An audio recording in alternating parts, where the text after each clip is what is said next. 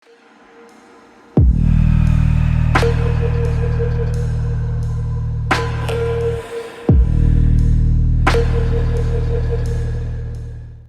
datang kembali ke channel MYEYC. Bagaimana kabar kalian? Saya harap selalu sehat dan rezeki kalian tetap lancar pada masa pandemi sekarang ini. Pada bagian pertama kemarin, kita sudah membahas latar belakang permasalahan yang dialami oleh Cecil. Setelah itu, Cecil mengalami berbagai macam gangguan yang tidak hanya menyerang dirinya sendiri, tetapi juga merugikan orang-orang di sekitarnya. Bagaimanakah kelanjutan kisah petualangan Cecil dalam perjuangannya untuk lepas dari pengaruh sang mantan? Oh iya, jika kalian belum sempat menonton bagian pertama dari alur cerita film The Invisible Man ini, kalian bisa cek kartu yang muncul di bagian atas video ini ya. Tertarik dengan bagaimana akhir alur cerita film The Invisible Man Part 2 kali ini? Simak sampai habis videonya. Selamat menyaksikan.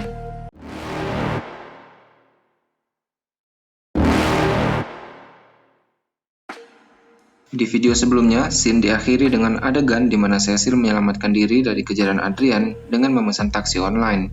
Ternyata, alamat yang dituju olehnya adalah kediaman Adrian itu sendiri. Sebelum turun dari taksi, ia berpesan pada sang sopir untuk menunggunya karena ia hanya sebentar saja mengambil sesuatu dari dalam rumah tersebut. Sesampainya Cecil di dalam rumah, ia disambut oleh Zeus. Cecil pun langsung menuju laboratorium milik Adrian ditemani anjingnya, dan mengarah pada suatu ruang kecil di mana jika dilihat langsung tidak ada apa-apa di situ. Namun ia tidak menyerah, ia mencoba untuk memencet beberapa tombol, hingga akhirnya tampaklah suatu pakaian canggih di ruangan tersebut yang memungkinkan pemakainya untuk menjadi tembus pandang.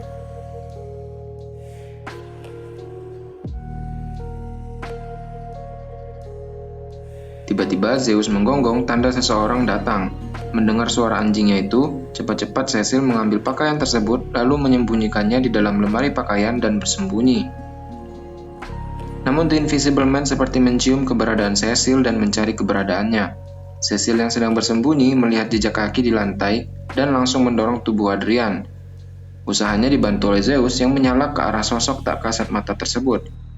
Memanfaatkan keadaan itu, Cecil langsung lari keluar dan melanjutkan perjalanan menggunakan taksi yang ia pesan sebelumnya. Di dalam taksi, Cecil menelepon Emily dan memintanya untuk bertemu nanti malam di tempat umum yang ramai. Akhirnya mereka berdua bertemu di sebuah restoran mewah yang sangat padat pengunjung. Cecil sangat berharap kepada Emily agar ia percaya pada apa yang Cecil katakan.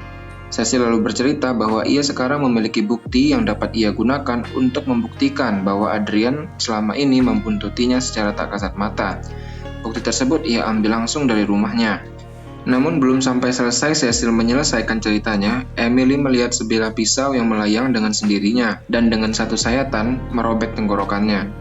Seketika kemudian, pisau itu berpindah ke tangan Cecil, membuat seisi restoran pada saat itu histeris dan ketakutan melihat pemandangan mengerikan saat itu. Sedangkan Cecil hanya bisa terdiam, dia tidak menyangka bahwa hal demikian akan menimpanya. Cecil hanya bisa pasrah saat dirinya dibawa oleh pihak yang berwajib ke kantor polisi dan terpaksa dibius karena dia sempat memberontak.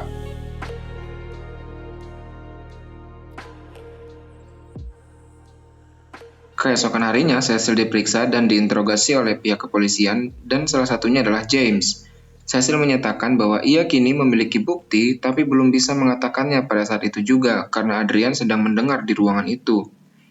Adegan beralih pada Cecilia yang sedang berada di ruangan berbeda dengan seorang wanita yang berpenampilan seperti seorang petugas kesehatan. Sang petugas tersebut mengatakan kepada Cecil bahwa dirinya sedang mengandung dengan umur kehamilan sekitar 1 bulan. Cecil tampak terkejut dan hanya bisa terdiam dengan pernyataan petugas itu. Lalu Cecil pun bertemu dengan Tom, sang pengacara, untuk membahas masalah yang sedang ia hadapi. Pengacara yang juga merupakan adik kandung Adrian itu mengatakan kalau pembayaran uang warisan ke depannya bisa ditunda karena Cecil terkena kasus kriminal. Hal itu membuat Cecil tidak banyak pilihan. Dan akhirnya sang pengacara memberikan pilihan kepada Cecil untuk melahirkan sang anak yang sedang dikandungnya dan memulai hidup kembali dengan sang mantan. Tapi Cecil tentu saja tidak bisa menerima hal itu. Ia lantas menghamburkan kertas-kertas dan handphone yang ada di atas meja ke lantai. Tanpa disadari Tom, Cecil mengambil sebuah pulpen dari koper miliknya. Akhirnya pengacara tersebut pergi dan berkata akan kembali lagi dalam 3 hari. Scene beralih pada Cecil yang sedang bersiap-siap untuk tidur. Ketika pengawas sudah pergi dari kamarnya, Ia mengambil pulpen yang tadi ia ambil dari koper sang pengacara, lalu memancing Adrian dengan cara berpura-pura ingin bunuh diri menggunakan pulpen tadi yang ingin ia goreskan ke urat nadinya. Dan ternyata pancingan Cecil sukses. Adrian yang tembus pandang langsung memegang tangan Cecil. Cecil sangat senang akan hal itu. Ia pun menusukkan pulpen tadi ke tubuh Adrian beberapa kali sebelum akhirnya ia ditendang ke kasur. Petugas keamanan yang berkeliling curiga dan masuk ke kamar Cecil untuk menyuruhnya kembali ke kasur. Disinilah Adrian dengan kemampuannya beraksi. Lebih dari setengah lusin petugas keamanan ia lumpuhkan. Namun karena kostumnya mengalami sedikit kerusakan karena tusukan pulpen tadi, Cecil dapat dengan mudah mengetahui keberadaannya. Menggunakan pistol yang ia ambil dari salah satu petugas yang terkapar, Cecil mengejar Adrian yang kostumnya rusak. Sampai ia tiba di parkiran, Cecil terbantu karena cuaca sedang hujan, sehingga wujud Adrian terdeteksi dengan adanya percikan air. Namun usaha Cecil harus kembali gagal karena tenaga sang mantan tersebut terlalu kuat. Adrian mengatakan bahwa ia akan membunuh Sydney dan membuat Cecil lah yang bertanggung jawab. Lalu adegan mengarah pada Cecil yang sedang mengendarai mobil. Ia menghubungi James dan mengatakan bahwa keberadaan Sydney terancam. Di saat yang sama, Sydney yang sedang tidur dikejutkan dengan adanya suara seperti ada orang. Dengan sigap, ia mengambil pepper spray dan menyemprotkannya. Hal ini membuat sosok tak kasat mata itu kesakitan. James yang baru datang langsung memeriksa kondisi rumah dan mendapati anaknya Sydney sedang dicekik di atas lantai. Namun James masih tidak sadar bahwa ia sedang menghadapi sesuatu yang tidak terlihat. Ia hanya bisa terdiam pada akhirnya ketika tubuhnya babak belur dihajar. Cecil yang baru datang melihat James terkapar di atas lantai, sedangkan Sydney terduduk sambil menangis. Cecil langsung mengambil tabung pemadam api dan menyemprotkan isinya sehingga membuat tanda di tubuh sosok tak terlihat itu.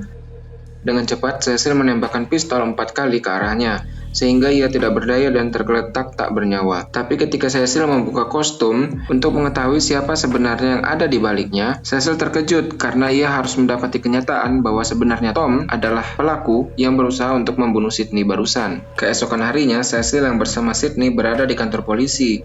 James mengatakan bahwa tim Satgas menemukan Adrian terikat di ruang bawah tanah rumahnya selama ini, sehingga semua tuduhan ditujukan kepada Tom sang adik yang mati dibunuh Cecil. Tapi Cecil tidak percaya dengan penjelasan James. Ia meyakinkan kepadanya bahwa Tom memang bersalah atas percobaan pembunuhan Sydney. Tapi Adrian lah yang selama ini menjadi dalang di balik itu semua. Di malam harinya, Cecil memutuskan untuk menelpon Adrian. Ia pun menyanggupi permintaan Adrian untuk makan malam di rumahnya. Tapi Cecil tidak sendiri. Ada James yang menunggu di dalam mobil sambil mendengarkan percakapan antara mereka berdua. Dalam percakapan yang terjadi antara Cecil dan Adrian, Cecil meminta kepada sang kekasih untuk jujur bahwa dialah yang membunuh Emily. Namun Adrian tidak mengakuinya. Adrian yang sedang duduk menunggu di ruang makan tiba-tiba dikejutkan oleh sosok tak kasat mata. Adrian terpaksa harus menggorok lehernya sendiri menggunakan pisau dan kamera CCTV dengan jelas merekam hal tersebut. Cecil yang baru keluar dari kamar mandi pun histeris melihat Adrian sudah terkapar memegang lehernya yang berlumuran darah.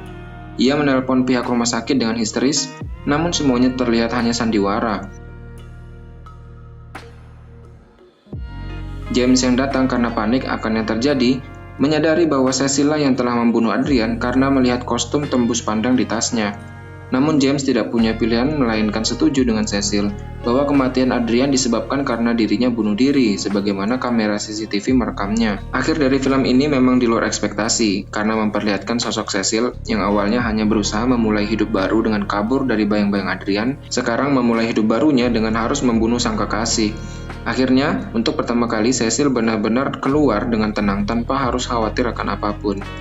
Demikianlah review alur cerita film Invisible Man kali ini.